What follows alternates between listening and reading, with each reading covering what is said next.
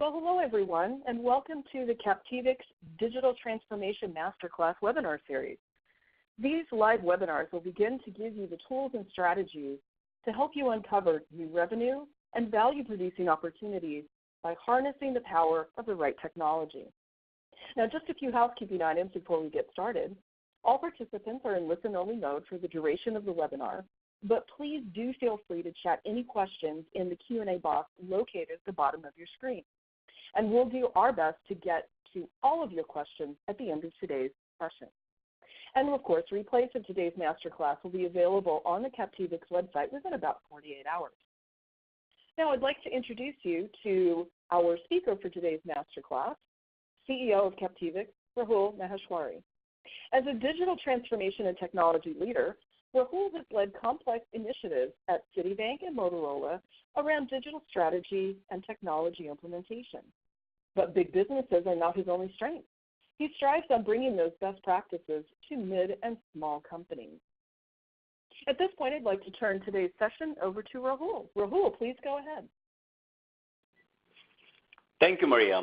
And thank you, everybody, for joining this webinar. And I'm just about to share my screen, and we can get started. All right. I'm assuming everybody is able to see my screen. Maria, can you confirm? We can see your screen, Rahul. Okay, perfect. So in today's webinar, we'll talk about what digital transformation is and why it is a necessary in today's world.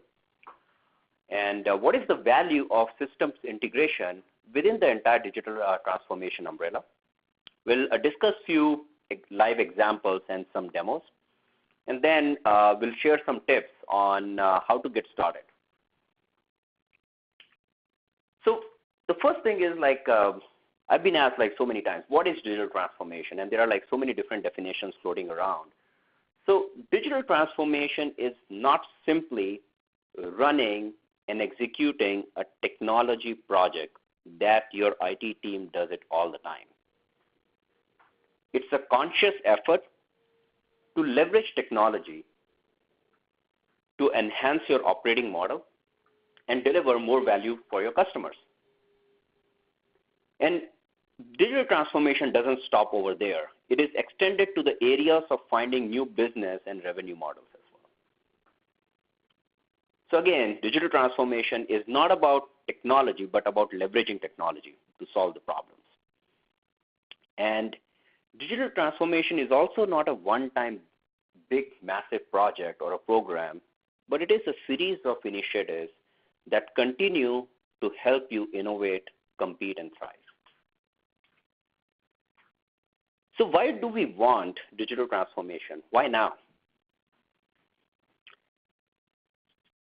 So it's no longer like a choice these days, depending on if your company at a scale, how much digitally invested you are. It may not be just maybe a choice, but it is a more necessary these days. And why it is? The consumers, they are getting much more empowered and connected. And because of that, their expectations are ever increasing. And if their expectations, you're not able to fulfill their expectations, then that's a problem. Then the technology these days are also evolving with new business capabilities, right? So technology is letting new business capabilities. For example, right, geolocation services that is much more accurate in your mobile phones these days. The machine learning services that are exposed by so many different players in the market. That has empowered for companies like Uber, Facebook, and the list goes on. But again, those are not limited to those tech giants. Now these services are much more affordable and can be leveraged by any small and mid-sized companies as well. Then another thing is the last century business design. They just no longer work, right? So we have seen a lot of logistics, a lot of retail companies like brick and mortar retail going out of business because they are not able to, their business design, their foundation wasn't built for this century. Forget about century. Even for last few years they were okay, but now they're not. And why they were not? Because we have the digitally native companies. these companies, the startups, right, they have their backbone sitting on a strong technology. So traditional companies with legacy system, how are they going to compete with that? And that's the reason digital transformation is required now. So before we get into systems integration and how systems integration coincides with the digital transformation, let's take an example. So there is a company X. Company X deals with products and services. They have manufacturing, distribution, and field service operations. And they deal with both business to business and business to consumer. So let's see what systems they might have. So they have an ERP system. They have a CRM system. They have a transportation management system. They have a product information management or digital asset management system. They have a good analytical system for all their insights and report generation. And then recently, they exposed a customer experience portal or an e-commerce solution to sell, go direct to customers, and even have a customer even for their B2B customer, they have a customer portal to better serve them. So in a traditional company model where the integration doesn't apply that much, let's evaluate how the typical business operations run. So there might be somebody within the logistics. They are taking the information, all the order information from ERP system, creating loads, optimizing routes, and then once the shipments are delivered, then updating the ERP system and closing the orders depending on what kind of an operations they have. There may be another person who is updating, pulling up all the orders from the e-commerce or the customer experience portal and syncing up to syncing up to ERP system for fulfillment, and also to the CRM system because you definitely want to know what your customers are ordering. And then there might be another person, maybe from the products department, who is making sure that all the products information are updated within the product information management system, ERP system, CRM, and your customer portal that is front end.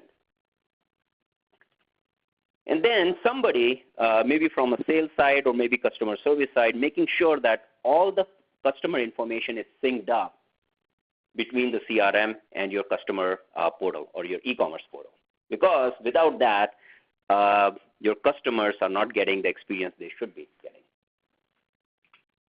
Then probably somebody from your analytical department is pulling all the data from ERP system or your CRM system and many other systems depending on what that data is, and creating and generating the reports for senior management or executive to make a decision out of. So that's a typical operations, and it's not very exaggerated. I've seen companies, they go through that with this kind of a model, and probably they are using Excel sheets to export out the data, make some changes, and then upload the data into another system. Now, if we were to integrate everything, how would that look like? So now as you see, there is no manual effort to do so. So frequency of the data transfer is pretty much real time or near real time. And all the data and the processes are flowing seamlessly among all the different systems. What does that mean for you? That means improved efficiency. It reduces your operating costs dramatically. It enhances your customer experience. So your customers who are not getting the updates for weeks now, or maybe once in a few days after they place an order, they get an instant update that their order is being shipped or whatever the status their order is in right now. With all this, the data centralization, you get improved analytics. And that is going to give you an insight of a lot of information that you don't even know that existed before. So now let's pivot back to systems integration. So what is system integration? So systems integration is connecting two or more systems in a way that data and processes can flow systematically without human intervention. You may argue that one of my old systems does integrate with one of the other legacy systems, but the data transfer happens like it's a batch process and happens once in a week. Is that a true systems integration? The answer is yes or no.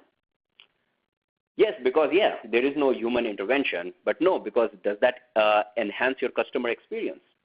If your customers are okay waiting to get whatever the information and updates and notifications for a week's time or whatever the frequency is, then probably they are okay. But with the customer expectations rising, that might be a challenge. So let's see how systems integration drives different models that coincides with that of the digital transformation. So you have your integration that drives your efficiency and innovation, that further drives and enhances your customer experience. And now with increased customer experience and efficiency and innovation, you are able to uncover new business and revenue models. And what happens by the bottom line? Your bottom line gets affected. You have an increased revenue. So now you see the value of systems integration coincides with that of the digital transformation. And that's the reason systems integration is one of the key initiatives within the digital transformation umbrella. So we already talked about what are the, without systems integration, what are the things that you are not getting benefit. So it's on the process side, it's on the data side. We'll skip that slide since we already talked too much about it. So now let's get to how do we get started and what are the options first. So somebody can argue that, okay, we have 15 different systems in our company. Why don't we dismantle all these 15 systems and consolidate into one system, one holistic system? Maybe an ERP solution, a new robust ERP solution. That might work. So that's probably an option one. We'll come back to it, we can discuss what are the downsides also, but let's go to the option 2 for now.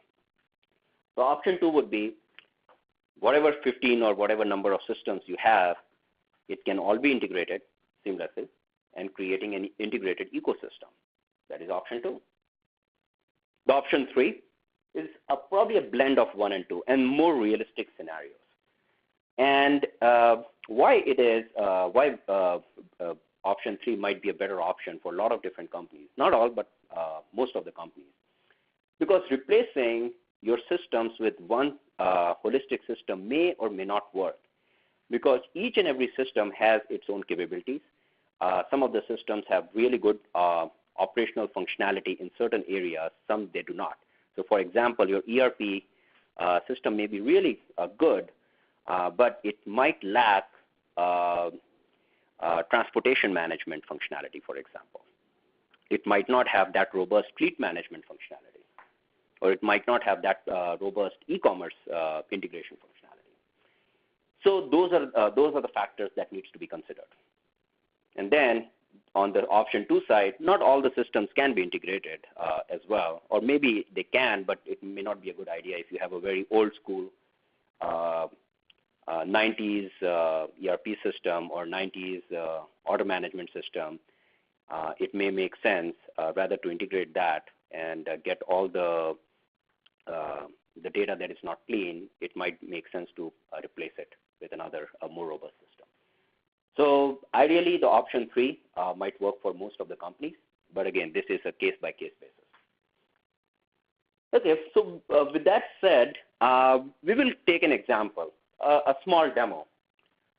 We will talk about how an e-commerce or a customer experience portal can be integrated within the ERP system. And whatever we are going to do live right now. So the integration, everything will take less than 5 minutes or so, and we'll see how the data is going to seamlessly flow between these two systems. On the back office, your ERP system side, we have Microsoft Dynamics Business Central, previously known as NAV or Navision. And on the e-commerce or the web store front, we have the WordPress WooCommerce-based e-commerce system.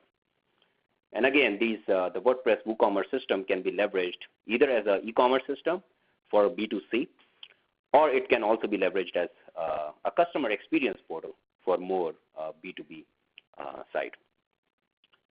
And the data that flows through seamlessly are the product, orders, customers, and some other information. And this is all transferred via APIs. And you will see that there is no separate hosting or third party involved. The whole solution sits either on the ERP side or is hosted within your e-commerce platform, the same hosting place. All the data that is shared and transferred is secure and encrypted. And we'll see how easy it is to install and configure. So with that, let's Rahul, get started with that. Sure. Rahul, while you're doing that, again, want to thank everybody for joining us today. If you do have any questions, now is the perfect time to chat them in the participant feedback window located at the lower left-hand side of your screen. And I can see you sharing your demo. All right. Thank you, Maria. Okay, so this is our ERP system, the Microsoft Dynamics Business Central that we were talking about. I have the sales order screen right now opened up. And as you can see right now, I have like all the different orders. So the last order I created was 1082. That was by me. And after that, we don't have any orders right now. Let's pivot back to the e-commerce. So that is a WordPress WooCommerce-based system. So this is our front-end screen that your customers will see. And right now, we don't have any products to show because that is what we are going to bring from ERP system. So there are no products. And if you guys are familiar with WordPress or any kind of e-commerce or CMS system, there is a admin panel. And this is the admin panel for WordPress WooCommerce-based solution. As you can see, we have different options over here. So what we are going to do is we are going to install a plugin that syncs up the data from ERP system, in this case Microsoft Dynamics NAV, into our e-commerce system or customer experience system. So we are going to click on Add. And we are going to upload the plugin. I already have the file right now with me. And we'll hit install. So plugin is installed right now. So we are going to activate it. So the plugin is activated already. And I'm not sure if you noticed, we did not have the Microsoft Dynamics NAV option over here. Now we do. So we'll click on that. And this is all the information we need to fill in. So all this information is about like what are the web services that are exposed and can bring the products, customers, and order information from ERP system to the e-commerce system and sync up back to the ERP system. So there is an integration status, how soon you want a real time or you want to schedule like a near real time. And for the convenience and for this demo, I'm using the Chrome that has already stored all the values for these fields. So we are updating right now all the web services. And this is under the assumption that you have these web services available for your ERP system. If you don't, that should not be a big deal depending on how old is your ERP system. If you're using 90s, that might be a challenge.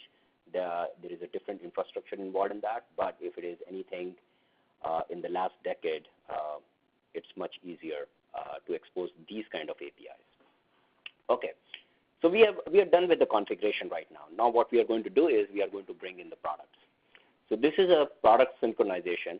It's going to synchronize all my products from the ERP system into our e-commerce system. So as you see right now, this is a little mapping.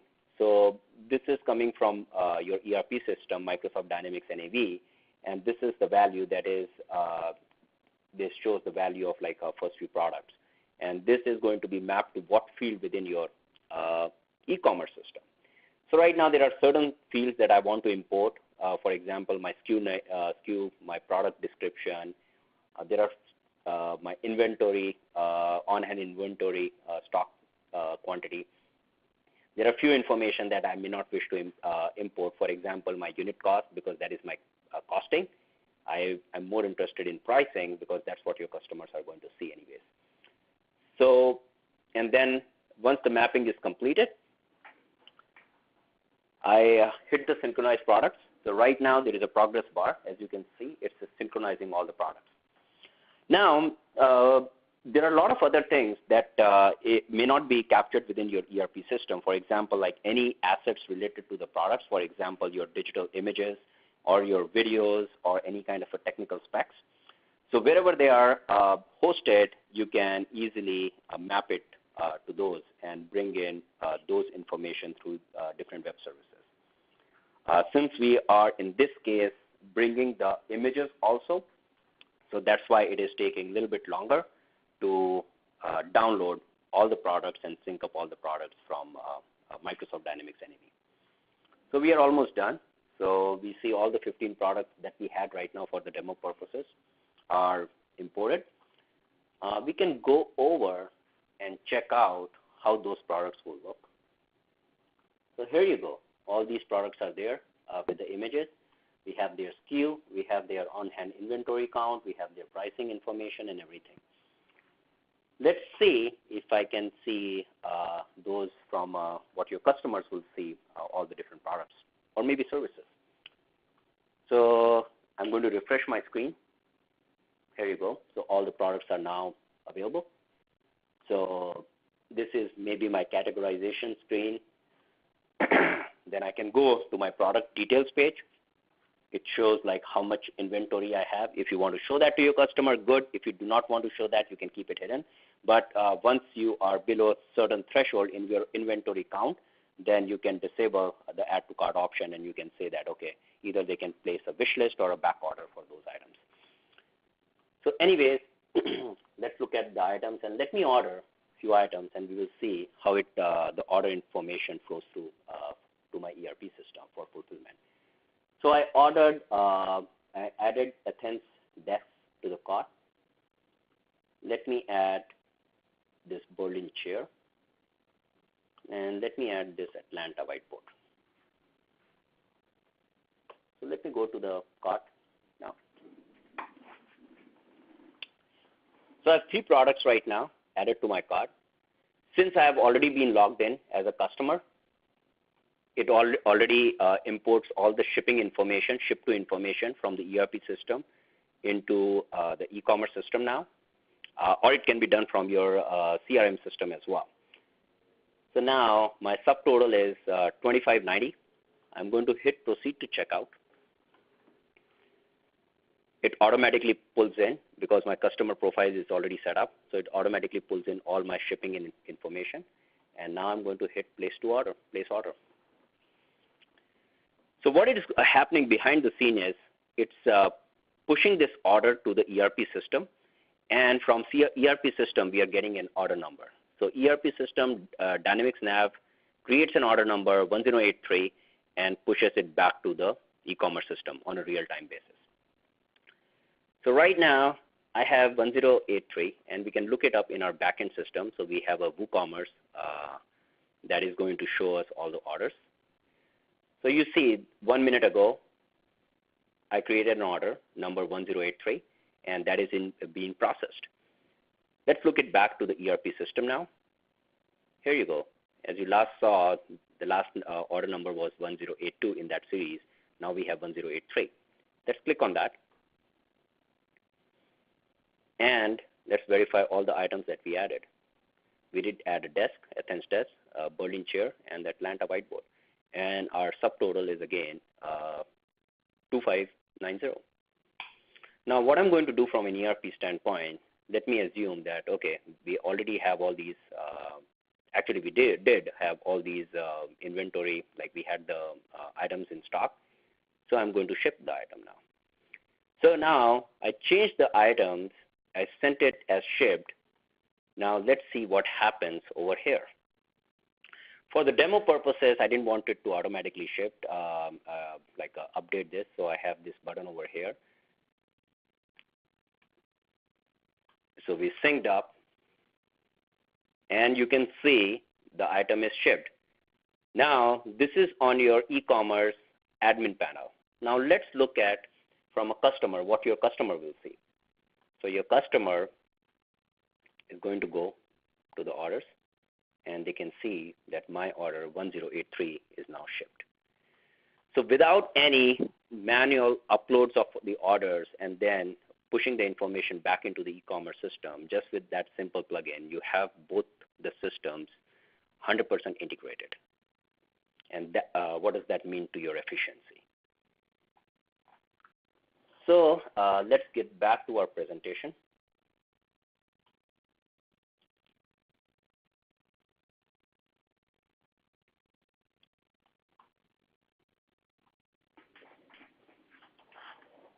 So with all the information that I shared, like a few examples, now you must be thinking, okay, now how do I get started?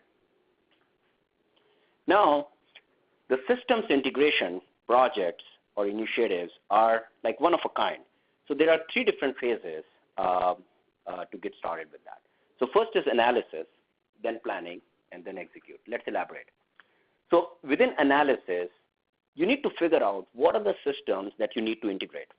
What is actually going to bring value? Not integrating 2 random systems can give you the benefit. Or maybe there is no ROI with that. So you need to identify that.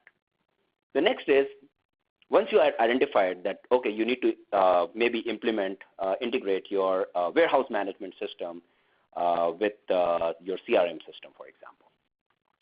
Now, how you're going to integrate that? You can leverage the traditional service-oriented architecture methodology in which you use an enterprise service bus, or you can use next-generation APIs. So depending on how old are your system, you need to figure out what the integration tools are available and what APIs are exposed that you can leverage. Or you can develop your own APIs. Then you need to factor in what are the other impacts, or specifically the performance impacts that you can experience. So pulling the information on a real-time basis from an ERP system, and if you're doing so very often and there is a huge data set, that might impact your performance of your ERP system. So you might want to be mindful of that, and that's where the strategy of integration comes in. And that way, so for example, you're trying to pull in all your product information from your ERP system every second or on a real-time basis. That might not be a good idea. Maybe you want to do that on a more less frequent basis. Or maybe if you can directly do that using your product information management system. So that is where the strategies come from. And then finally, there is a risk assessment and management as a huge role in the systems integration initiatives. You got to think that systems integration is a massive plumbing system. So you have your different pipes, water flowing through. Wherever there is a joint, when the pipes are connected together, that is where your leaks are. With that analogy, in the systems integration, wherever you are integrating those 2 systems, that's where your risk points are always your risk points. And that your leaks is equivalent to your performance impacts or data cleansing impacts. So you got to be mindful for that. Once you have done your analysis, then you got to figure out like how you're going to plan it. There has to be an exhaustive project plan, timelines, what methodology you want to use, whether you want to leverage Agile or like a more scaled Agile, or you want to use waterfall. So that needs to be determined. And then the timelines and the risk management goes through. So you continue to make sure that any risk triggers there. You got to plan for it, and if those risks do happen and they become issue, you got to have a plan B. And then finally, the execute part, where you kick off, continue to manage and track, and then again, making sure your risk is also managed, and you have a plan B for that. I think that is going to conclude our session today. I know we are a little bit over time, but we'll take just like a couple of questions. I know we are a little bit over time. So I think that is pretty much it. Okay, great. Well, thanks, Rahul. Super interesting information, and thanks for everyone for staying with us during this first masterclass of our masterclass series. There are a couple of questions that have come in from the audience. And the first one is, we have an AS400-based ERP system. And we were told by someone else that integrating with a newer system can be quite a challenge. Is there a way around that, or are there some options that we might be able to explore? That's a very good question. And so there is always a challenge, like when it comes to integration with the older systems, because those, like the next generation APIs and everything, those are not available for specifically with these AS400-based systems. So there are like multiple options that can be done. So the first option is, like, if you know that how important is that AS400-based system. If you are running all your operations with that, maybe considering like replacing with a robust system is going to be will be a bigger bang for your buck rather than trying to integrate with that, because you will have issues down the road. But if it is one of your legacy systems that you are operating only within a department or so, it's not like a very critical to your organization, then maybe an integration option using a service-oriented architecture might be a way to go. Okay. Great. Thank you to the person that sent over that question. We have a couple of other ones. I thought this was a good one. So our systems are integrated, but our job frequency is only once a week. So what are some recommendations that you have to transform that? So this one is very specific, a case-by-case question. So like your chronicles or whatever jobs you are using to integrate those systems, essentially your batch processes, if they are the frequency is once a week, what exactly the information is being shared, right? That is the key. If it is more of a customer information that is going to enhance your customer experience or impacts your customer experience negatively right now, then yes, you may want to increase the frequency of that. If for some reason, like this is more of a like updating your ODS system, like maybe for your reporting and your executives are okay looking at the report, that kind of a report like can report like every week, then you're okay with the current setup that you have. So again, it depends on what information is being synced up and how critical is with that with your operating model and your business model. Okay, sounds good. One final question we have from the audience. Should we consolidate systems instead of integrating? I thought that was a good one. Yes. So this one, I think I touched it like just a few minutes before. Yes. So it depends, right? Like if you have, and I think like the first question was also about like an AS400-based system. So yeah, if your all your systems are pretty much like a legacy system, and they were like you guys implemented that in maybe 90s or something, right? And they are kind of crumbling infrastructure, right? So maybe you want to consolidate into one. But again, like consolidating into one system, you got to make sure you have to have like enough research that what that one system would be. Would it be able to accommodate all your operating capabilities that you need? If that is the answer, go for it. If that is not the answer, maybe you one system may not work. You may need like a couple of systems to consolidate, and then you can integrate those two systems that you plan to decide to move forward with. But that's a good question. So yeah, that's a case-by-case basis. So need to know more information to answer more specifically. Sure. Well, great. Well, maybe the individual that asked that question, perhaps we can reach out to them and they can send us a message. But we're at the end today of today's session. I want to thank again everyone for joining us today.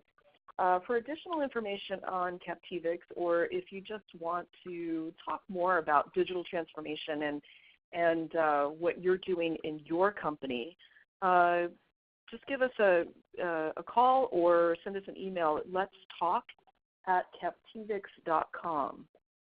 And again, replays will be available through the Captivix website in about 48 hours.